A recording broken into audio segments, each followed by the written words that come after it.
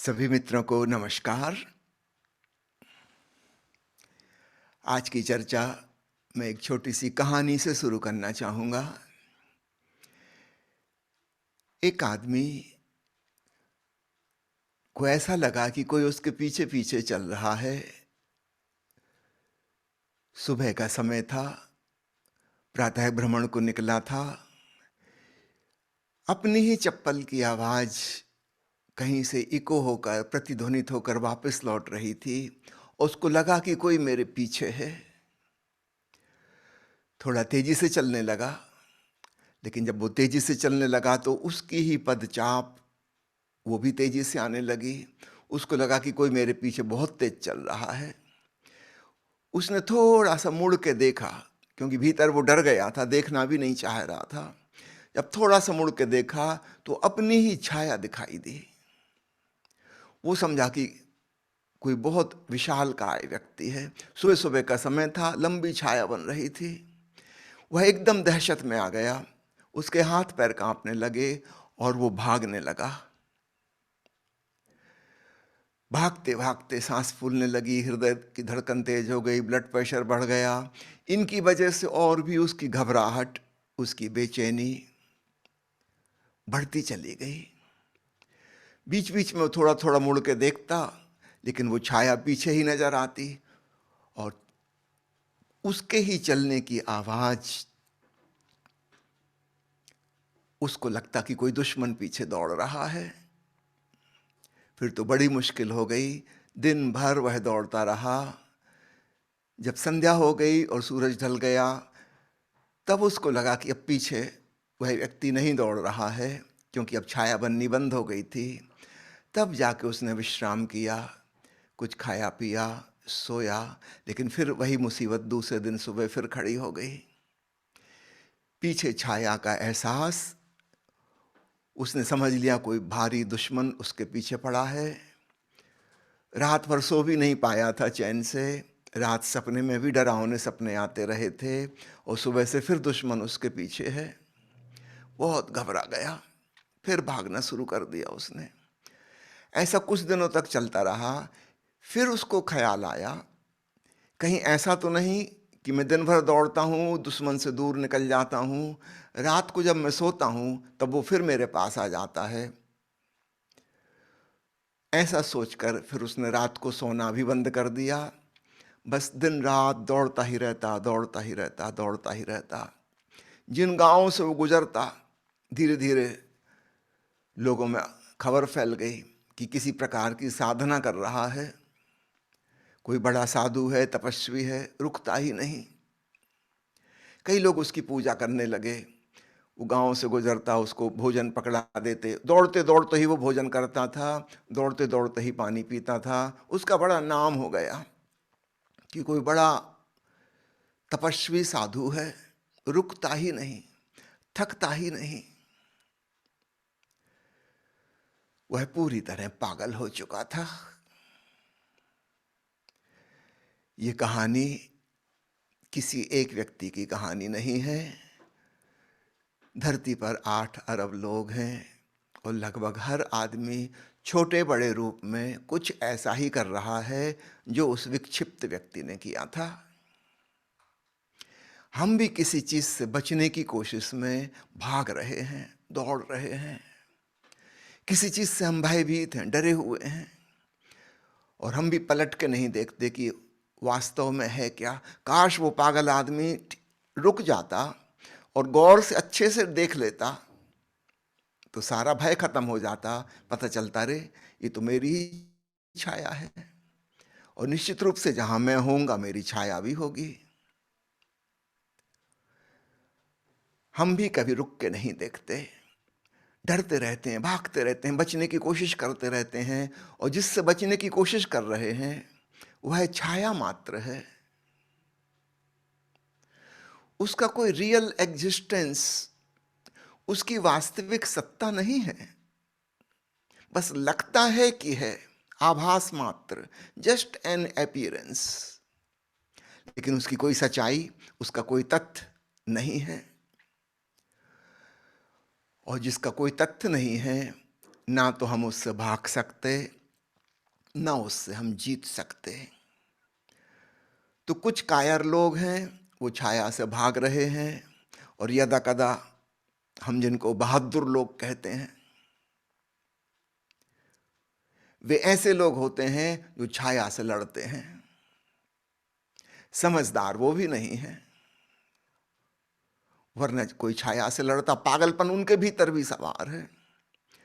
वो छाया के संग जूडो कराटो करते हैं, तलवारें और बंदूक निकाल लेते हैं, मारपीट और कुश्ती करने की कोशिश करते हैं, वो छाया से भिड़ जाते हैं। हम समझते हैं ये आदमी बहुत बहादुर है, देखो कैसा निर्भय, कितना साहसी, छाया से लड़ रहा है, हम जिससे भाग रहे थे ये उससे डरता ही नहीं।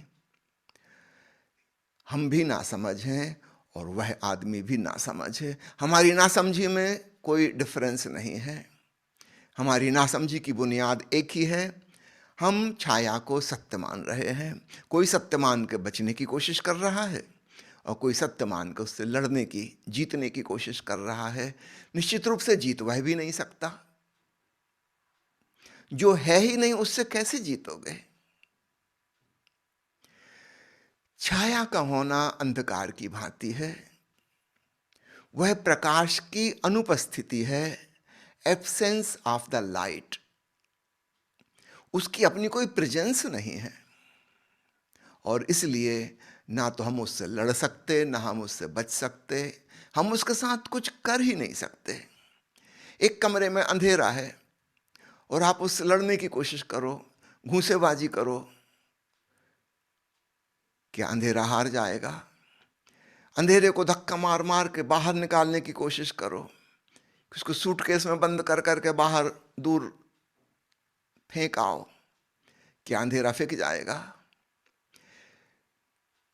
अगर हम ज़्यादा पहलवानी करेंगे अंधेरे के साथ, हम अपने ही हाथ पैर तोड़ लेंगे, थक जाएंगे, टूट जाएंगे, और अंत में एक निष्कर्ष हम निकालेंगे।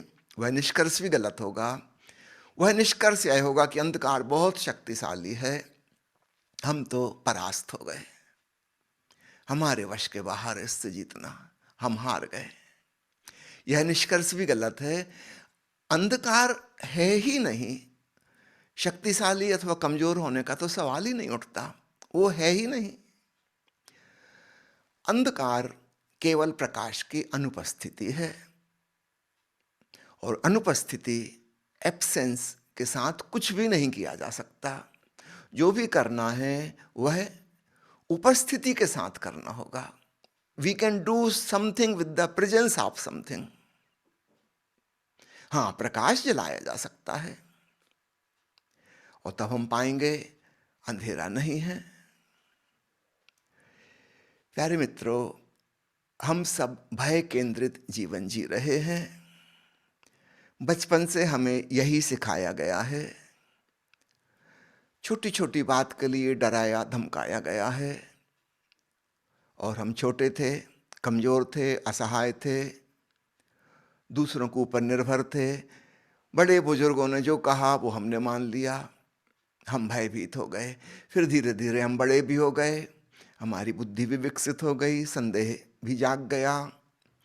लेकिन वो जो बचपन में जो भय बैठ गया अवचेतन मन में, सबकॉन्शियस माइंड में, उसकी जड़ें बहुत गहरी जम गई। अब हमारी ऊपर ऊपर की समझ, सुपरफिशियल अंडरस्टैंडिंग कुछ काम नहीं आती, और ऊपर ऊपर से हम कोई भी उपाय करें वो असफल हो जाते हैं। भय बहुत गहरे में बैठा हुआ है, और वह भय ऐसा है जैसे कोई छाया से डरे। Shadow existence. मेरा क्या मतलब है, छाया को समझ लें। समझो मैं स्वस्थ हूं, इसकी छाया है कि बीमारी हो सकती है, ये शैडो है, हो सकती है। मेरे पास धन पैसा है, बड़ी मुश्किल से मैंने इकट्ठा किया है, यह छीना जा सकता है, मैं गरीब हो सकता हूं, ये उसकी छाया है। जहां अमीरी होगी उसके पीछे गरीबी की छाया बनेगी।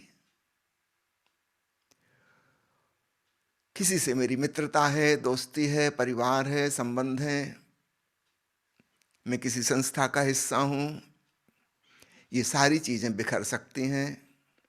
संस्था टूट सकती है, जिससे दोस्ती है उससे दुश्मनी हो सकती है, मित्र शत्रु बन सकता है, परिवार टूट सकता है, तलाक हो सकता है, कुछ भी हो सकता है। ये सारी छायाएं हैं, पीछे खड़ी हैं।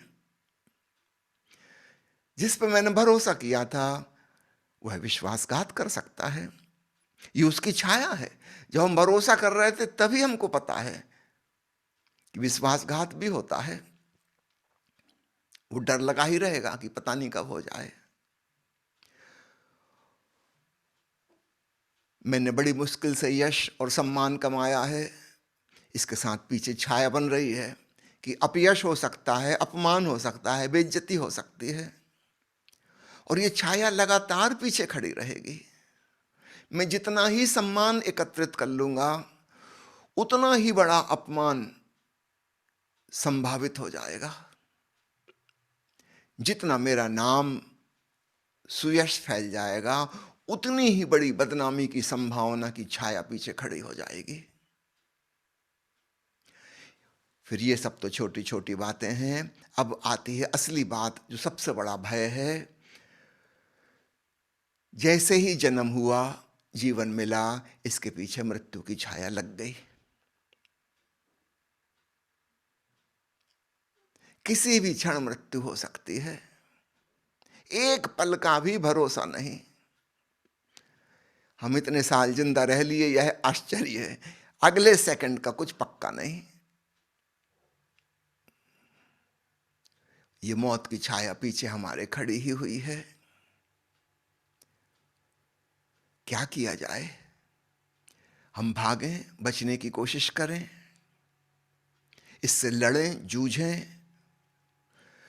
दोनों ही उपाय काम नहीं आ सकते, इस बात को समझें। मैंने सुनी है एक कहानी। एक बहुत प्रसिद्ध सम्राट हुआ। एक रात उसने सपना देखा कि कोई काली छाया उसके पीछे आई, उसके कंधे पे हाथ रख के खड़ी हो गई और बोली कि अरे तुम यहां राजमहल में सो रहे हो, मैं तुम्हारी मृत्यु हूं और मैं तुम्हें लेने के लिए एक विशेष स्थान पर विशेष समय पर पहुंचूंगी। तुम यहां राजमहल में क्या कर रहे हो? सम्राट की तो नींद खुल गई, घबरा गया, उसके हृदय की धड़कन तेज हो गई। वो इतना घबरा गया, उसने अपनी रानियों को उठा लिया, अपनी संतान को उठा लिया। पूरे राजमहल में हल्ला हो गया। आधी रात को ही उसने अपनी मंत्री परिषद को बुला लिया, पंडित पुरोहित ज्योतिषियों को बुला लिया। विद्वान जनों से उसने पूछा कि बताओ इस सपने का क्या अर्थ है। और अलग अलग विद्वान, अलग अलग ज्योतिषी इसका अलग अलग व्याख्या करने लगे, अलग अलग अर्थ समझाने लगे। एक मंत्री कुछ कह रहा था, दूसरा कुछ कह रहा था, प्रधानमंत्री कुछ और बात कह रहा था। कोई 2 घंटे बीत गए। अब तो सुबह होने के करीब है और राजा का डर बढ़ता जा रहा है। उस छाया ने कहा था कि ठीक जगह ठीक समय पर मिल जाना, कल तुम्हारी मृत्यु है। और जिसे उसने कल कहा था वो बस आने ही वाला है, आज होने वाला है। उस राजा का एक बूढ़ा सेवक था। उसने पास में आके कान में फुसफुसा के कहा कि महाराज, ये पंडित पुरोहित, ये ज्योतिषी, ये आपके विद्वान मंत्री, ये हर छोटी छोटी चीज पर तो बहस करते हैं, आज तक किसी बात पर इनकी सहमति नहीं हुई। आप इनकी सहमति का इंतजार ना करें, 2 घंटे के भीतर तो सूर्योदय होने वाला है और शाम को आपकी मृत्यु है। मेरी सलाह मानिए, आपके पास तो सबसे ज्यादा तेज तर्रार घोड़ा है, उस पर सवार हो के आप यहां से भाग जाइए जितनी दूर हो सके। ये लोग बकबक करते रहेंगे, कुछ निष्कर्ष उनका निकलने वाला नहीं। सब एक दूसरे की बात काट रहे हैं, टांग खींच रहे हैं। इनकी बातों में आप मत पड़िए। राजा को भी बात तुरंत समझ में आ गई। जिंदगी भर तो हो गई इन विद्वानों की बातें सुनते सुनते, कभी तो कोई नतीजा हाथ में आता नहीं, बस बहस ही बहस चलती रहती, वाद विवाद होता रहता है।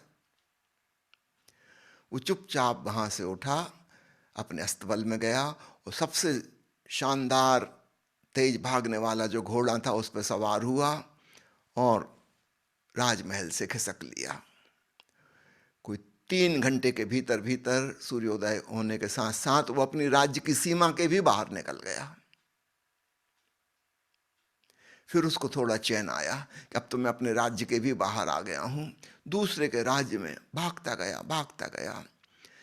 न भोजन के लिए न पानी के लिए रुका, न उसने घोड़े की चिंता की कि ये भी थक गया होगा दौड़ते दौड़ते। पूरा दिन दौड़ता गया, दौड़ता गया, दौड़ता गया, जितना संभव हो सके।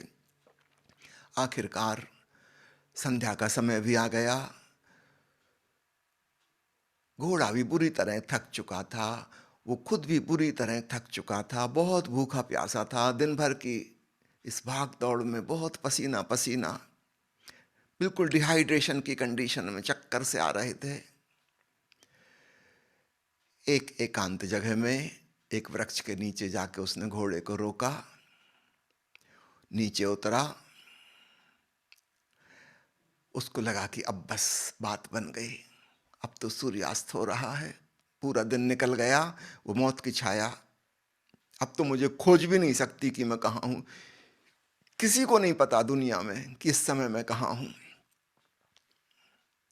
उसने अपनी घोड़े की पीठ थपथपाई और कहा कि शाबाश, तुमने आखिर मुझे खतरे से बचा ही लिया, तुम्हारा बहुत बहुत धन्यवाद, तुम बहुत तेज दौड़े। जब वो अपने घोड़े की पीठ सहला रहा था, शाबाशी देकर उसको थपथपा रहा था, तभी उसने देखा कि एक हाथ और आया और घोड़े को थपथपाने लगा और शाबाशी दी और कहा कि शाबाश, मुझे भी डर लग रहा था कि तुम इतनी दूर राजा को इस पेड़ के नीचे ला पाओगे कि नहीं, क्योंकि राजमहल बहुत दूर है यहाँ से और इसकी मृत्यु यहाँ होनी लिखी थी। इसलिए मैं रात को आई थी सपने में कि ठीक जगह ठीक समय पे मिल जाना। और मैं भी घोड़े को धन्यवाद देती हूँ कि बिल्कुल ठीक जगह पर ठीक समय पे उसने पहुंचा दिया, यहीं पर मृत्यु होनी थी। शायद उस सम्राट की कहानी सुनकर हमको तरस आए कि बेचारा। नहीं, तरस मत खाना, इसे अपनी ही कहानी समझना। हम कितना ही दौड़े, कितना ही तेज घोड़ा हो कि कार हो कि हवाई जहाज हो कि अंतरिक्ष यान हो, आखिर हम ठीक जगह पर ठीक समय पर पहुंच ही जाते हैं। हमारे सब वाहन हमें वहां पहुंचा देते हैं जहां हमें पहुंचना चाहिए। हमारे घोड़े अलग अलग हो सकते हैं। कोई धन संपत्ति के घोड़े पर सवार है और सोचता है कि ये घोड़ा मुझे बचा लेगा। क्या आपने कभी सुना कि कोई अमीर आदमी अमर हो गया हो? अमीर से अमीर आदमी भी मर जाता है। कोई शक्ति के घोड़े पर सवार है, बड़े राजनीतिक पदों पर पहुंच गया है, राष्ट्रपति प्रधानमंत्री बन गया है, उसको लगता है कि अब तो बस वो सर्वे सर्वा हो गया, सारी दुनिया उसके अंडर में है, अब तो मौत उसका कुछ ना बिगाड़ पाएगी। सारे प्रधानमंत्री और राष्ट्रपति और राजा महाराजा सब समाप्त हो जाते हैं, ठीक जगह पर ठीक समय पर पहुंच जाते हैं। कोई फर्क नहीं पड़ता, राजा मरे कि रंक मरे, एक सी मौत होती दोनों की। वो राजपाट, वो शक्ति, वो ऊंचे पद कुछ भी काम नहीं आता। कोई ज्ञान के घोड़े पर सवार है, बुद्धि अर्जित करता रहता है, अपनी स्मृति को बढ़ाता रहता है, महान विद्वान हो गया है, बड़ा उसका नाम है, यश है, सृजनशील प्रतिभा है उसकी, और एक दिन अचानक वो भी समाप्त हो जाता है। उसका नाम, उसका यश, उसकी प्रतिभा किसी काम नहीं आ पाती। मैं डॉक्टर हूं, मैं आपको बता दूं डॉक्टरों के बारे में, आपको पता ही होगा, बताने वाली तो कोई बात नहीं।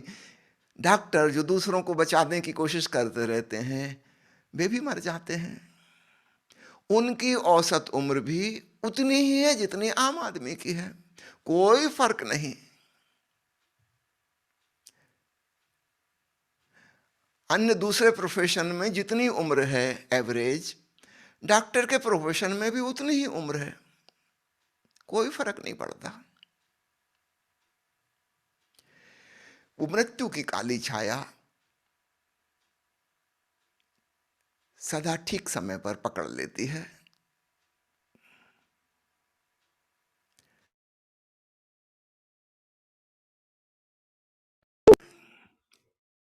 धन, संपत्ति, शक्ति, ज्ञान, प्रोफेशन इत्यादि की चिंता छोड़ देता है। वो सोचता है कि धर्म, धार्मिक क्रियाकांड, पूजा पाठ, उपासना, तीर्थ यात्रा, शास्त्र ग्रंथों का अध्ययन, उपवास, व्रत इत्यादि इत्यादि, वो कुछ भी कर ले, मृत्यु की काली छाया ठीक जगह पर ठीक समय पर आकर उसको भी पकड़ लेती है। उसकी पूजा प्रार्थनाएं, उसके व्रत उपवास, उसके त्याग तपस्या, उसके दान पुण्य आदि आदि, जो कुछ भी वो सोच रहा था धर्म के नाम पे कर रहा है, किसी काम नहीं आते। तो भांति भांति के घोड़ों पर हम सवार हैं, लेकिन हम पहुंच वहीं जाते हैं। मैंने सुना है मुल्ला नसरुद्दीन की पत्नी एक दिन शिकायत कर रही थी कि सब लोग अपनी बीवियों को अच्छी अच्छी जगह घुमाने ले जाते हैं, आप मुझे कहीं नहीं ले जाते। नसरुद्दीन का कैसी बात करती है, चल आज संडे है, छुट्टी का दिन, आज ही तुझे ले चलता हूं। वो फटाफट तैयार हुई, कार में आके बैठ गई। नसरुद्दीन ड्राइविंग करने लगा। कोई आधे घंटे बाद जाके नसरुद्दीन ने एक जगह गाड़ी रोकी, वो कहा कि उतरो। आ गए हम अपने डेस्टिनेशन पर, अंतिम गंतव्य पर। पत्नी नीचे उतरी, उतर के उसने देखा बोर्ड पड़ा, वो तो कब्रिस्तान था। कहा यहां कहां ले आए? नसरुद्दीन का पगली, यहां आने के लिए तो लोग मरते हैं, हम अपने आप नहीं जाते, हमारे मरने के बाद दूसरे लोग हमें ले जाते हैं। नसरुद्दीन ने कहा कि पगली, यहां आने के तो लोग मरते हैं, इतनी सुंदर जगह तुझे ले आया हूं।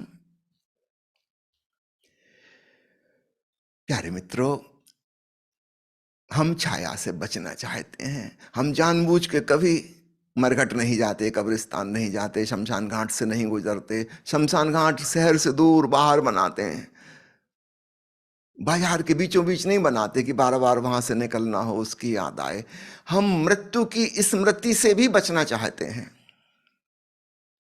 हम ऐसे जीते हैं जैसे मौत है ही नहीं, कम से कम हमारी तो नहीं होगी, दूसरों की होती है। हम अपवाद हैं, कोई अपवाद नहीं है, आज तक नहीं हुआ और कभी नहीं हो सकेगा। इस बात को खूब अच्छे से समझ लें। क्या मेरी बात सुन के आप और भयभीत हो जाएंगे? नहीं, भय से मुक्ति का उपाय इसी में छिपा है। सबसे पहले तो यही जान लें कि हम अपवाद नहीं हैं। आज तक किसी के संग भी जो हुआ है वो हमारे संग भी हो सकता है, इस बात का स्वीकार। मित्र शत्रु बनते हैं, मेरे साथ भी ऐसा हो सकता है। अमीरी गरीबी बन सकती है, स्वास्थ्य बीमारी में कन्वर्ट हो जाता है, यश अपयश में बदल जाता है, मेरे संग भी हो सकता है। मैं कोई एक्सेप्शन नहीं हूं। जिंदगी का जो नियम है वो सब पे लागू होता है एक सा। भला चंगा जिंदा आदमी अचानक मर जाता है, मैं भी मर सकता हूं। इस बात को स्वीकारें। इसको स्वीकार करते ही आपने पलटकर छाया को देखना शुरू किया। यहां से क्रांति घटित होती है, मुक्ति की दिशा में पहला कदम उठा। अस्वीकार करने में हम भाग रहे थे, हम कह रहे थे नहीं मेरे साथ ऐसा नहीं हो सकता, मेरे साथ ऐसा नहीं होना चाहिए, मैं बचूंगा, भागूंगा, दौड़ूंगा। उस भाग दौड़ में हम व्यर्थ समय गंवा रहे थे। जो नियम है जिंदगी का वो तो नियम है, सबके साथ जो होता है वो मेरे साथ भी होगा। ऐसा ख्याल आते ही हमारी दौड़ बंद हो जाती है और पहली बार हम पीछे पलट के देखते हैं कि माजरा क्या है। और तब हमें पता चलता है यह अस्तित्व द्वंदात्मक है, डुअलिस्टिक। हर चीज का विपरीत तत्व यहां मौजूद है, इसलिए हर चीज की छाया है। यदि पॉजिट्रॉन है तो ठीक उसका उल्टा उतना ही नेगेटिव चार्ज वाला इलेक्ट्रॉन है और उनकी गिनती बराबर है। जितने पॉजिटिव चार्ज हैं उतने ही नेगेटिव चार्ज हैं।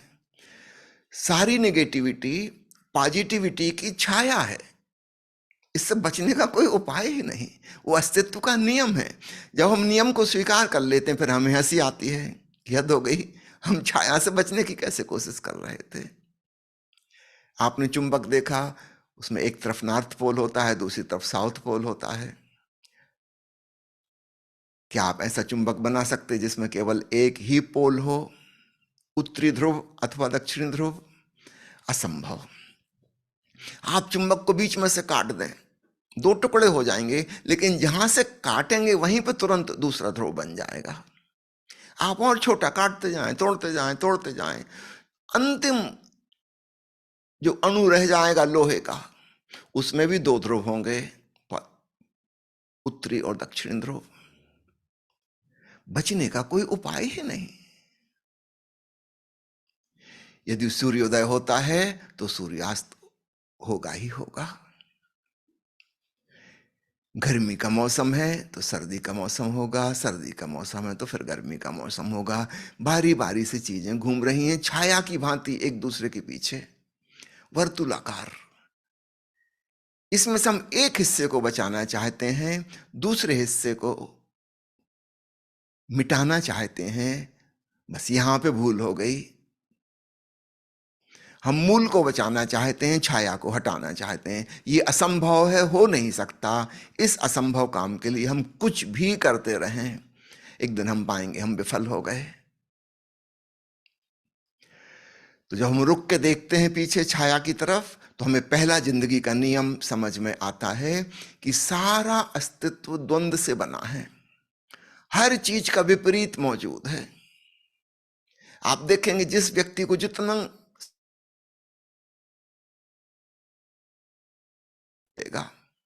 जिस व्यक्ति की जितनी प्रशंसा के गीत गाए जाते हैं, उतने ही लोग उसको बद्दुआएं और गालियां देते हैं।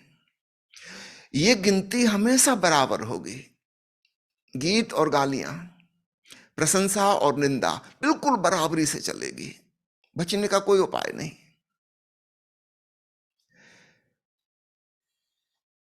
जैसे ही हमें यह दिखाई देता है हम बचना शुरू कर देते हैं, फिर हमारी कोई पकड़ नहीं रह जाती कि ये हो और ये ना हो। हम जानते हैं होंगी तो दोनों चीजें इकट्ठी होंगी या वर्तुलाकार बारी बारी से होंगी, एक के बाद एक के बाद एक के बाद एक होंगी, या इमीडिएटली भी हो सकती, दोनों एक साथ मौजूद होंगी। इस सिक्के के दो पहलू हैं। आप चाहें तो एक पहलू थोड़ी देर देखते रहें, पर जल्दी ही सिक्का पलटेगा और उसका दूसरा पहलू भी दिखाई देगा। यह मतलब है मेरा शैडो एग्जिस्टेंस का। क्या आप ऐसा सिक्का बना सकते हैं जिसमें केवल एक ही पक्ष हो, दूसरा पहलू हो ही ना? असंभव। सिक्का तो बहुत बड़ी चीज है, एक इलेक्ट्रॉन भी ऐसा नहीं बना सकते जिसमें केवल एक ही साइड हो, दूसरी साइड हो ही ना। असंभव। जहां भी कुछ है उसकी शैडो बनेगी ही बनेगी, वो संग साथ जुड़ी हुई संयुक्त है। अब ये अलग बात है कि हम थोड़ी देर बाद देखते हैं कि जल्दी देखते हैं, पर वो देखना तो होगा ही होगा। तो जीवन के इस नियम को समझकर हमने पहली बार छाया को गौर से देखा और तब हम भयभीत होना बंद हो जाते हैं। तब हमारे भीतर एक अदम्य साहस पैदा होता है। अब जीवन जैसा है तो है,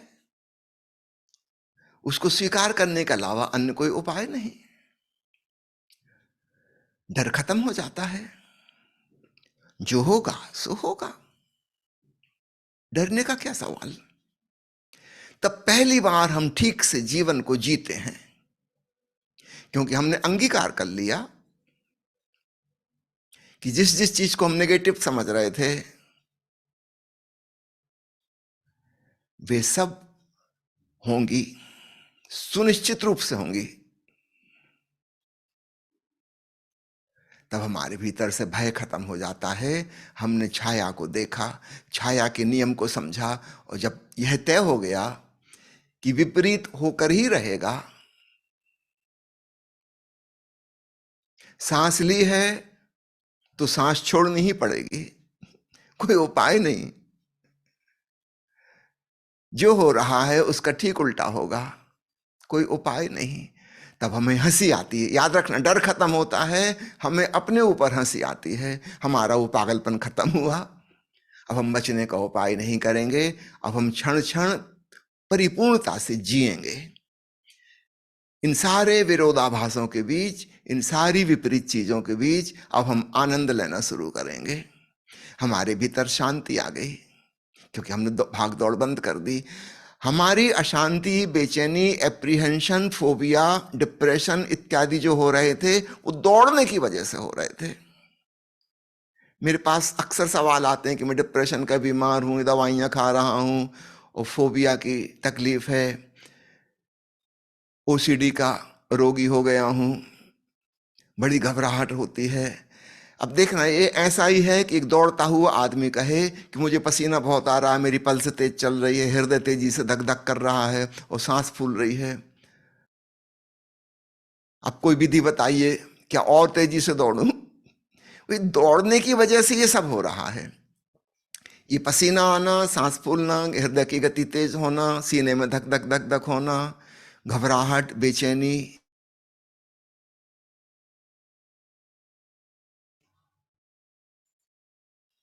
इनको मिटाने के लिए आप कह रहे हैं कि क्या और अच्छे से दौड़ूं?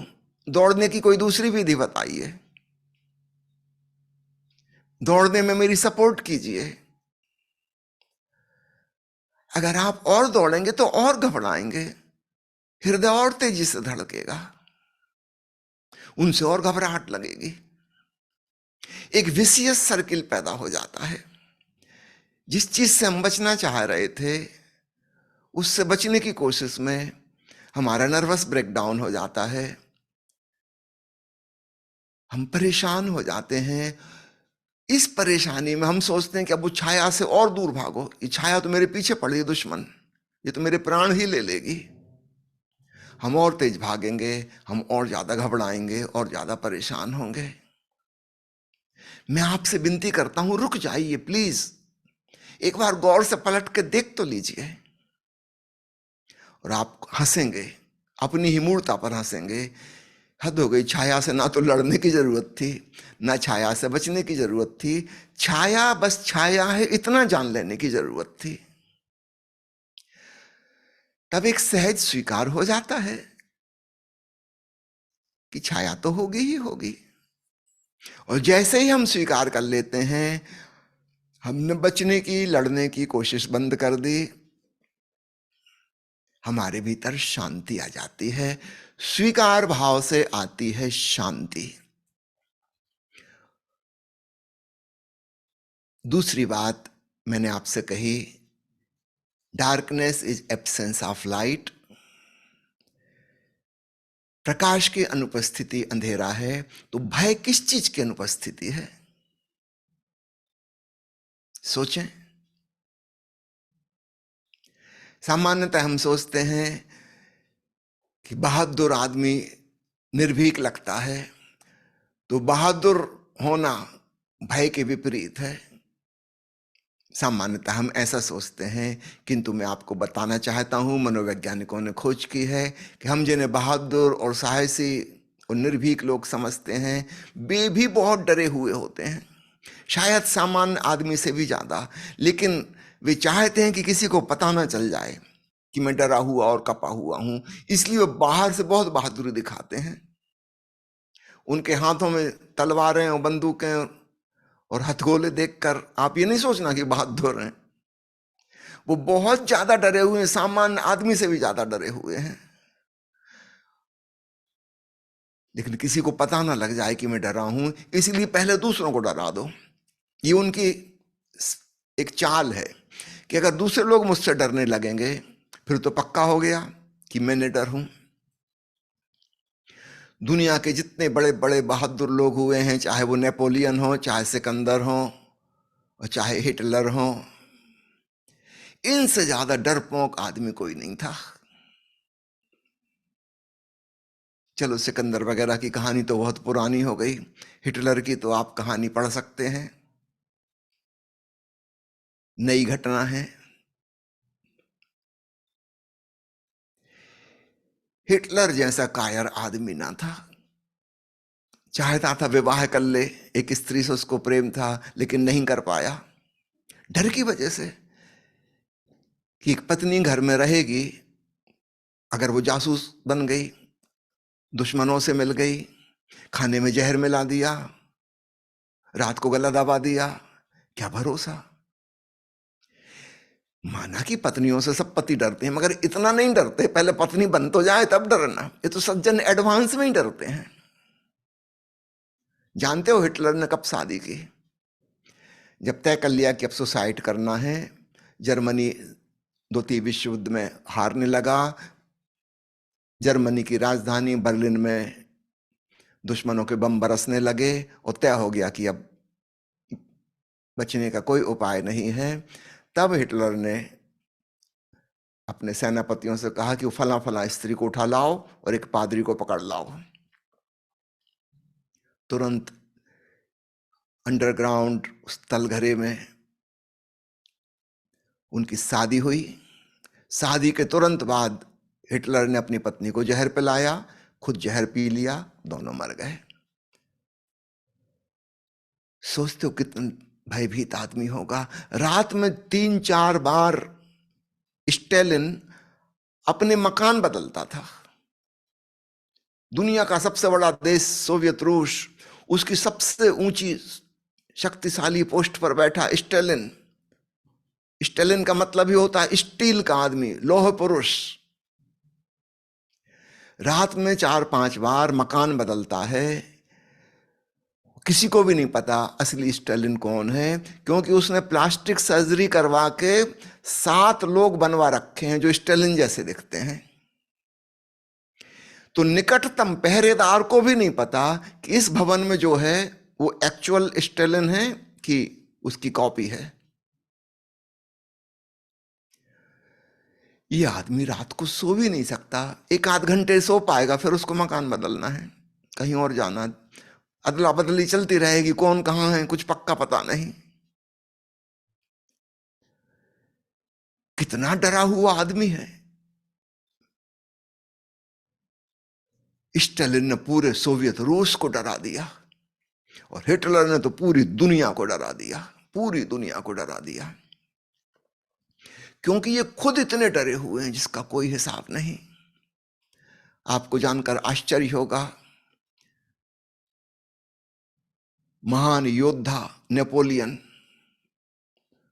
जो कहता था कि कुछ भी असंभव नहीं है, मेरी डिक्शनरी में इम्पॉसिबल वर्ड नहीं लिखा, जानते हो वो कैसे हारा? शत्रुओं को पता लग गया कि बिल्ली से बहुत डरता है, और शत्रु जो है कोई 200-300 बिल्लियां पकड़ कर ले आया और सेना के आगे आगे बिल्लियों की फौज चल रही थी। वो सामने से नेपोलियन आया, उसने देखा बिल्लियां और उसके तो पसीने छूट गए। नेपोलियन हारा। आश्चर्य, तलवारों से ना डरा, बमों से ना डरा, हाथी घोड़ों से सुसज्जित बड़ी बड़ी सेनाओं से ना डरा। नेपोलियन कहता था कि अगर मैं कह दूं कि पहाड़ को रास्ते से हट जाओ तो पहाड़ को भी हटना पड़ेगा। और ऐसा उसने कर दिखाया। ये आदमी बिल्लियों से डर गया और हारा, पहली बार हारा। काश हम जिन्हें बहादुर लोग कहते हैं उनके भीतर के मनोविज्ञान को समझें तो आप हैरान होंगे कि वो तो बहुत ही पागलपन की स्थिति में है और उनकी विक्षिप्तता ने एक नई विकृति ले ली है कि किसी को पता ना चल जाए कि मैं भयभीत हूं, इसलिए मैं पहले ही दूसरों को भयभीत कर दूं, सबको डरा कर रखूं। ये उनकी मानसिकता है। इसलिए खूब अच्छे से समझ लीजिए, बहादुरी की कमी नहीं है भयभीत अवस्था। बहादुरी तो स्वयं ही भयभीत अवस्था से उत्पन्न होती है। फिर भय किस चीज की कमी है? ये कैसा अंधेरा है? कौन से प्रकाश की कमी है? शायद आपको जल्दी ख्याल ना आए। सदगुरु ओशो ने इस बात को बहुत खूबसूरत तरीके से विस्तार से उजागर किया है कि प्रेम की कमी भय है। प्रेम है वह प्रकाश जो हमारे हृदय में हो जाए तो हमारी अंतरात्मा खिल जाती है फूल की तरह, और तब कोई भय नहीं रह जाता। शायद आपको एकदम से मेरी बात समझ में ना आए, एक दो उदाहरण से समझ लीजिए। जब आप कहते हैं मुझे फला फला व्यक्ति से प्रेम है, इसका क्या तात्पर्य है? इसका मतलब यही है कि उस व्यक्ति की उपस्थिति में आपको भय नहीं लगता।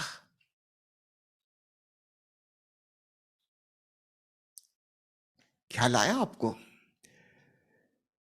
जिससे आपको वास्तव में प्रेम है, लगाव है, उसकी मौजूदगी में आप रिलैक्स हो जाते हैं, डर नहीं लगता। और जहां जहां हमें डर लगता है किसी के पास, वहां खूब अच्छे से जानना हम उस व्यक्ति को नफरत करते हैं, घृणा करते हैं, प्रेम नहीं करते हैं। चाहे वो आपके माता पिता हो, कि आपके पति पत्नी हो, कि आपके ऑफिस के बॉस कर्मचारी मातहत हो, चाहे वो देश के नेता हो, समाज के अगुआ हो, धर्मगुरु हो, चाहे ईश्वर ही क्यों ना हो, आपकी धारणा का भगवान, अगर आपको उससे भय लगता है तो खूब अच्छे से समझ लो आप भगवान को भी प्रेम नहीं करते, आप उससे भी घृणा करते हो। कुछ लोग अपने आप को धार्मिक कहते हैं और इसके लिए एक शब्द का प्रयोग करते हैं कि हम ईश्वर भीरू हैं, गॉड फीयरिंग अंग्रेजी में। लेकिन जो आदमी ईश्वर से डरता है, एक बात तो पक्की है, यह प्रेम नहीं करता और ईश्वर की मौजूदगी में यह रिलैक्स नहीं हो सकता। ये तो डरता है, कांपता है। वास्तव में तो इसका बस चले तो ईश्वर की गर्दन दबा दे। हम जिसे नफरत करते हैं उसे नष्ट करना चाहते हैं। आप जहां नौकरी करते हैं, आप अपने बॉस से डरते हैं, भयभीत हैं। आप ऊपर से कितनी ही दिखावटी प्रशंसा करें, स्तुति करें, तारीफ करें, जी हजूरी करें, चमचागिरी करें, भीतर ही भीतर तो आप चाहते हैं कि इस आदमी का गला दबा दें। नहीं दबा पाते, साधन नहीं है, सुविधा नहीं है, लेकिन चाहत तो यही है।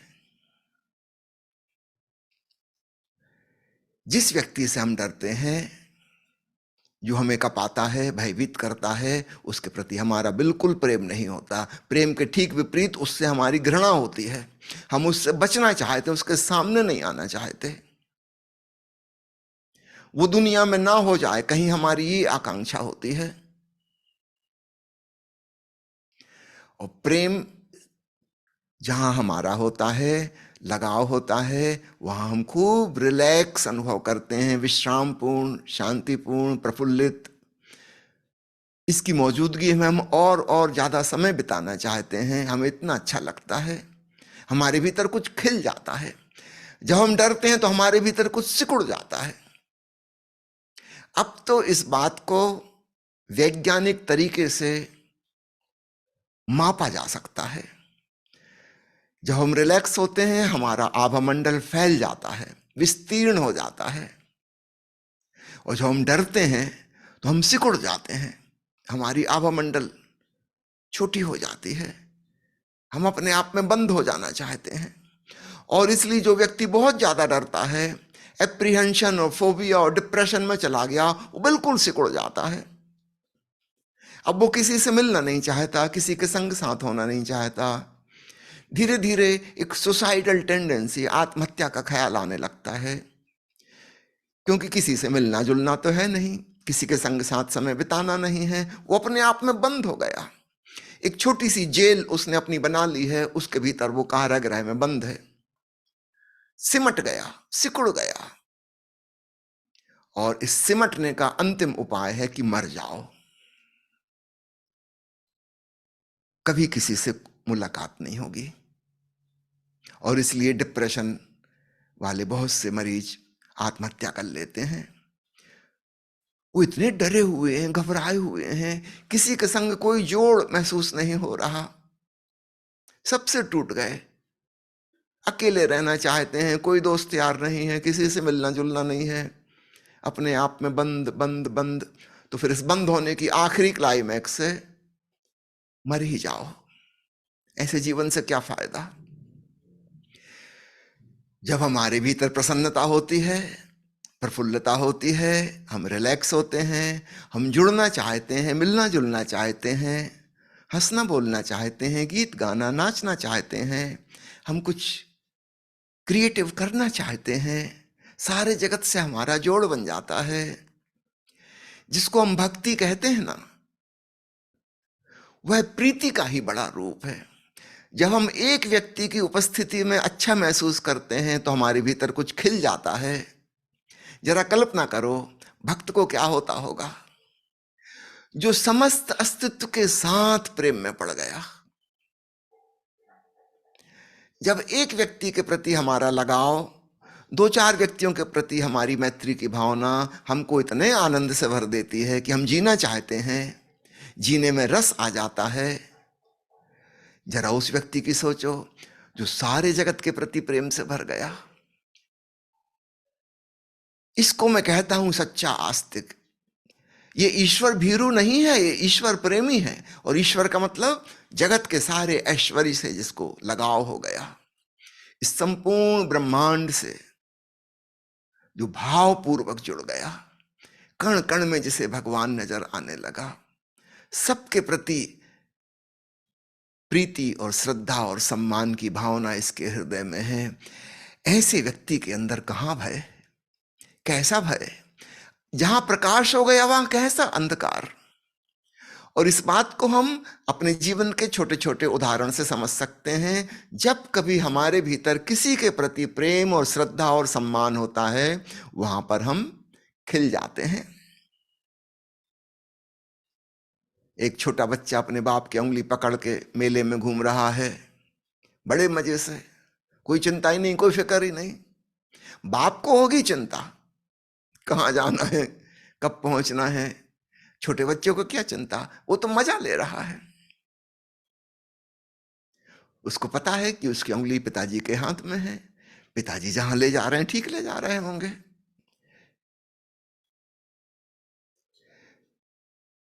सच्चा भक्त, सच्चा आस्तिक वो है जो इसी प्रकार परम पिता, परम मां, परमात्मा के हाथों में अपनी उंगली पकड़ा दिया है,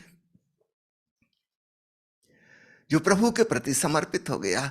अब भगवान की जो मर्जी, जैसी मर्जी, जो होगा सुंदर होगा, अच्छा होगा। आज तक जो हुआ है अच्छा हुआ, अभी खूब अच्छा हो रहा है, हम प्रसन्न हैं, आनंदित हैं, पुलकित हैं।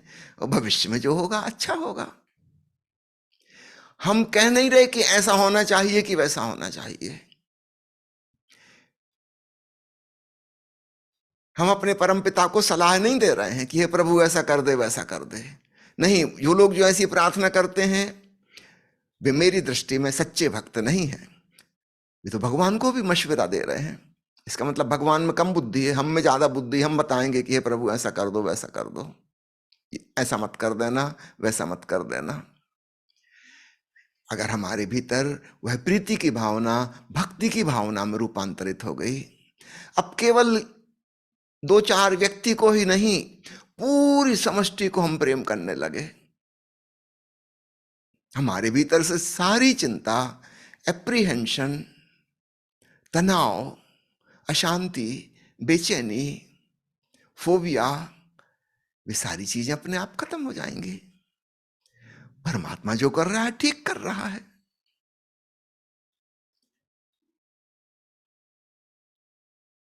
हम रिलैक्स हो गए।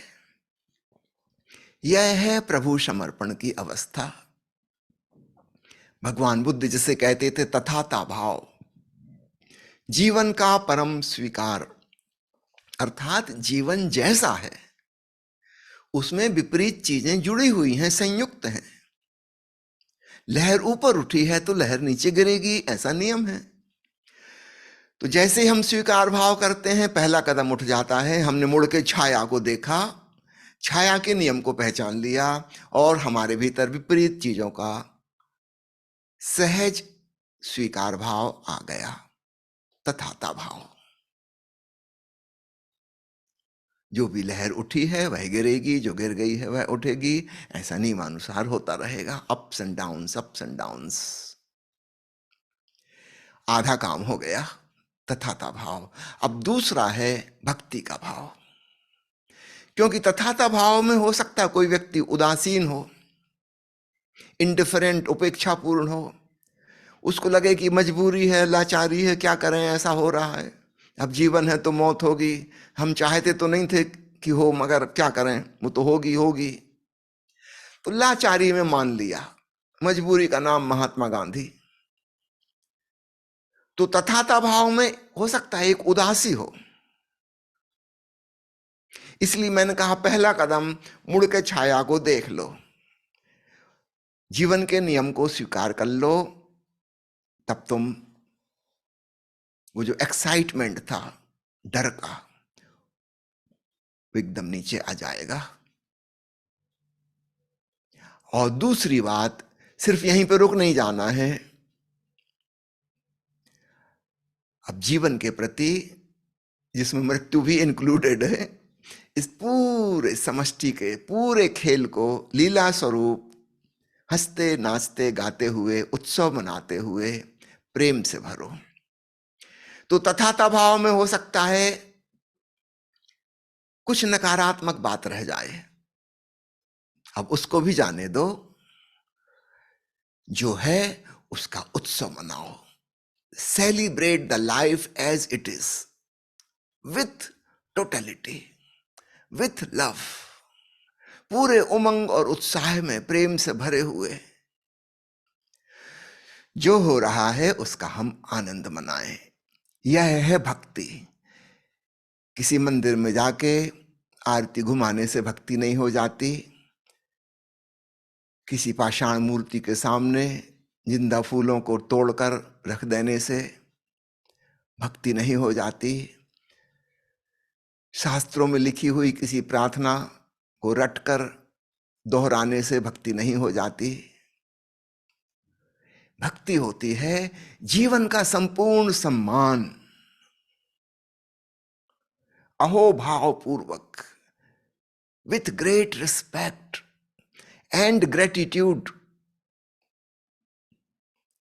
तो तथाता में ग्रेटिट्यूड नहीं था, हमने स्वीकार कर लिया था कि ठीक है ऐसा है, लेकिन नहीं, वो अधूरी बात हुई।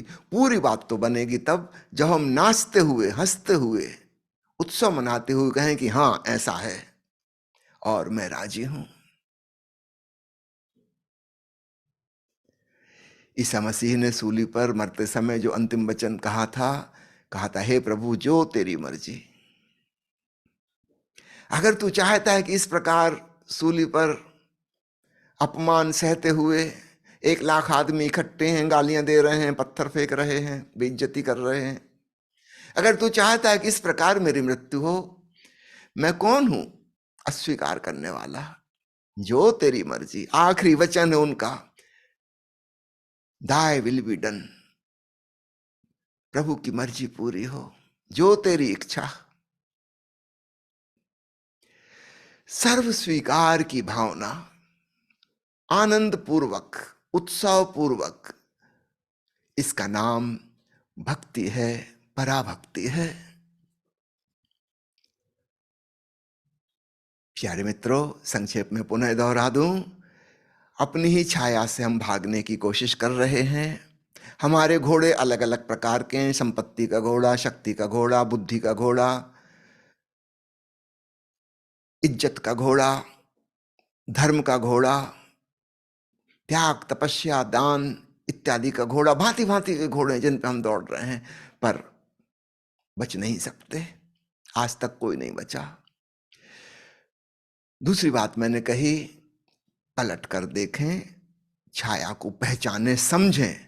समझ काम आएगी, दौड़ काम नहीं आएगी। समझने का अर्थ जीवन की विपरीतताओं को इकट्ठा और संयुक्त देखना। हर चीज की छाया पीछे है, इस बात को जानना, और तब हमें हंसी आएगी कि हद हो गई, हम भी क्या मूर्खता कर रहे थे। छाया से बचने की कोशिश कर रहे थे या लड़ने की कोशिश कर रहे थे। तथाकथित बहादुर लोग दोनों ही ना समझते। और अंतिम बात मैंने कही, भय अंधकार की तरह है, प्रेम रूपी प्रकाश की अनुपस्थिति है। तो हमें प्रेम का दीप अपने भीतर जलाना है। भय के साथ सीधा सीधा कुछ नहीं करना, उसको छोड़ दो जैसा है। आप ज्यादा से ज्यादा प्रेम पूर्ण होना शुरू करो। चलो, शुरुआत अपन व्यक्ति से करते हैं, जहां हम सहज रूप से प्रेम पूर्ण हो सकें, मैत्रीपूर्ण हो सकें, कम से कम वहां तो हो जाएं। धीरे धीरे हम इसको और आगे बढ़ाएंगे, अपरिचित लोगों के प्रति भी प्रेम पूर्ण हो पाएंगे, और आसपास की प्रकृति, पेड़ पौधे, पशु पंक्षी, चांद तारे, आकाश, बदलियां, उनके प्रति प्रेम से भर पाएंगे। फैलाएं अपने प्रेम को। अननोन ह्यूमैनिटी, जिनको हम जानते भी नहीं, दूर दराज के लोग,